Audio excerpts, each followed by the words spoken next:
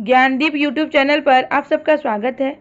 आज मैं आप सबको फिर से इस वीडियो में हिंदी साहित्य के 50 महत्वपूर्ण प्रश्न कराऊंगी। सारे ही क्वेश्चन इंपॉर्टेंट है।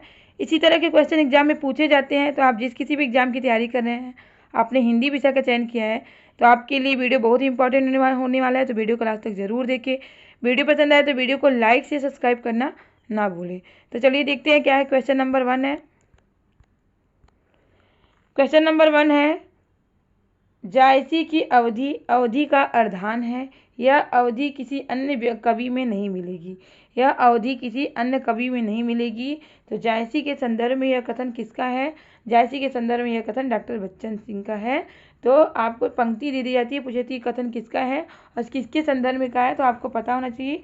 ये जायसी के संदर्भ में मलिक मोहम्मद जायसी, जो कि भक्ति काल के निर्गुण काव्यधारा के प्रेमासही शाखा के प्रतिनिधि कवि हैं। कौन?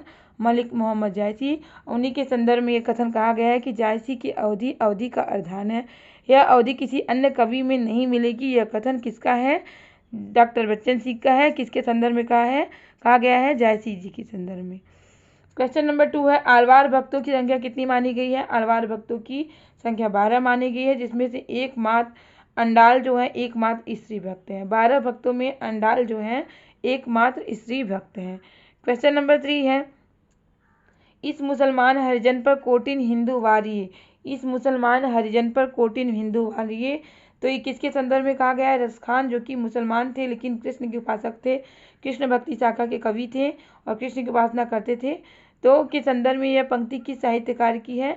तो रसखान के संदर्भ में यह कथन किसका है? भारतेंदु हरिश्चंद्र जी का है, जो कि भारतेंदु युग के प्रतिनिधि कवि हैं। कौन? भारतेंदु हरिश्चंद्र। और भारतेंदु जी के ही नाम पे भारतेंदु युग नाम पड़ा था। भारतेंदु युग का नाम भारतेंदु युग पड़ा था। तो यह कथन किसका है? इस मुसलमान हरिजन पर कोटिन हिंदू वारिये। यह कथन भारतेंदु हरिश्चंद्र जी का है। किसके संदर्भ में कहा गया है? रसखान के संदर्भ में कहा गया है। क्वेश्चन नंबर 4 है, जिस प्रकार गीली मिट्टी को कुम्हार अपनी चाक पर चढ़ाकर अपेक्षित रूप दे देता है, उसी प्रकार गोस्वामी जी की भाषा को अपनी प्रतिभा के चाक पर चढ़ाकर अनुकूल रूप दे देते हैं।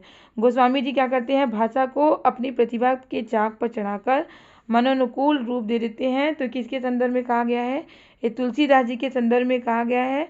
और किसने कहा है? तो डॉक्टर बच्चन सिंह ने कहा है। ये तुलसीदास जी के संदर्भ में कथन कहा है। क्वेश्चन नंबर 5 है, रसिक संप्रदाय के संस्थापक कौन है? तो रसिक संप्रदाय के संस्थापक है अग्रदास। अग्रदास जो है वो रसिक संप्रदाय के क्या हैं? संस्थापक हैं। क्वेश्चन नंबर 6 है, रस रतन नामक प्रेमाख्यान के रचयिता क्या है? रस रतन क्या है? प्रेमाख्यानक है, रचना है, और इसकी रचयिता कौन है? पोकर कवि जो है रस रतन प्रेमाख्यान के क्या है? रचयिता है। क्वेश्चन नंबर 7 है, भक्ति काल के भक्त कवियों को सिकरी से कोई काम नहीं था, पर रीतिकालीन कवियों का सिकरी के बिना शरण नहीं को काम। यह पंक्ति किस साहित्यकार की है? मतलब भक्ति काल के कवि जो थे उनका सिकरी से कोई काम नहीं था, लेकिन रीतिकाल के जो कवि थे उनका सिकरी के बिना एक भी काम नहीं होने वाला था।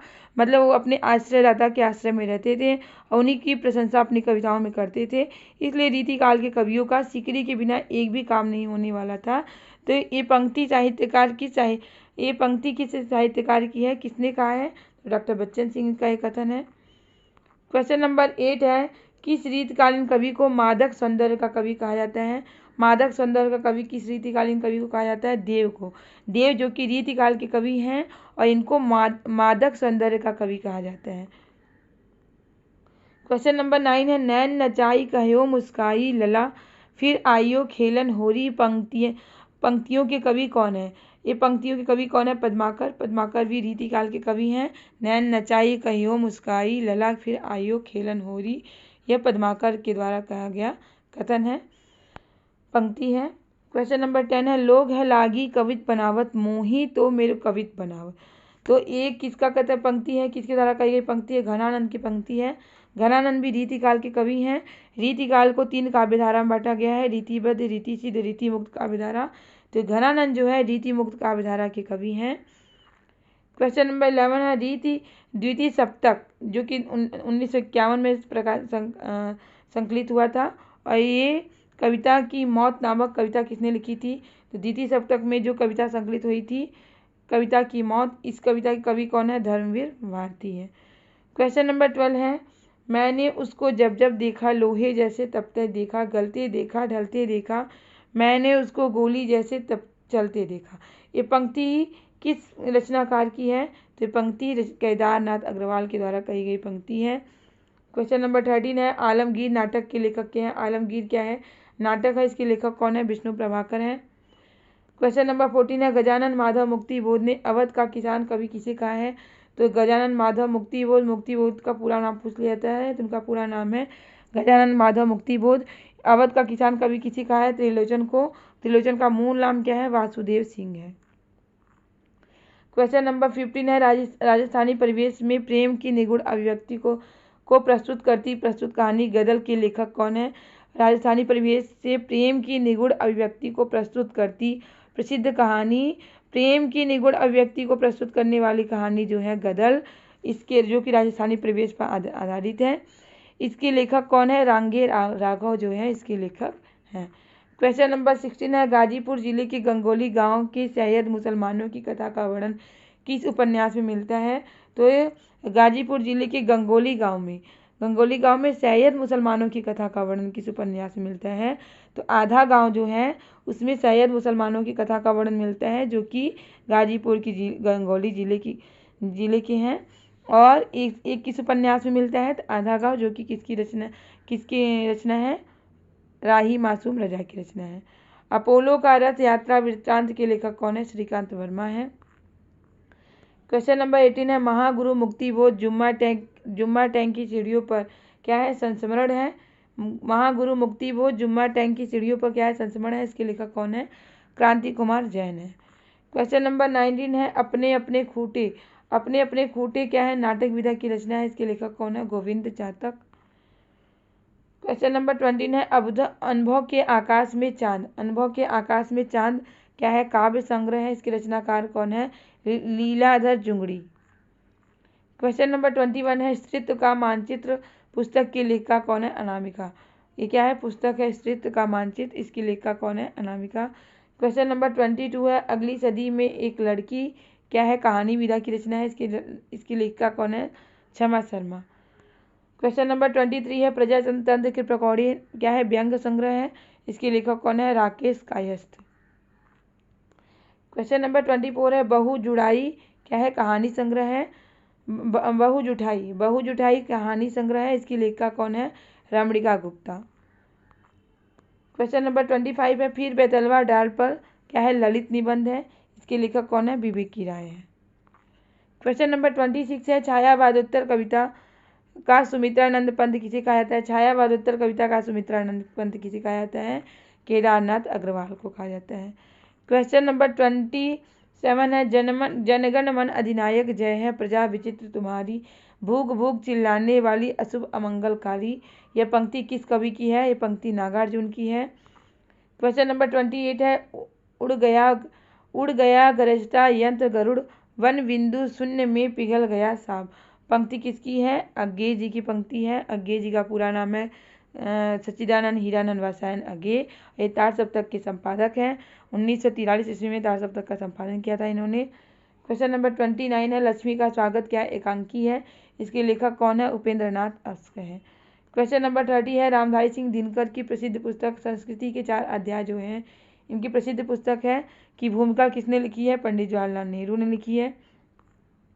क्वेश्चन नंबर 31 है, छायावाद का मैनिफेस्टो किसे कहा जाता है? तो पल्लो की भूमिका को छायावाद का मैनिफेस्टो कहा जाता है।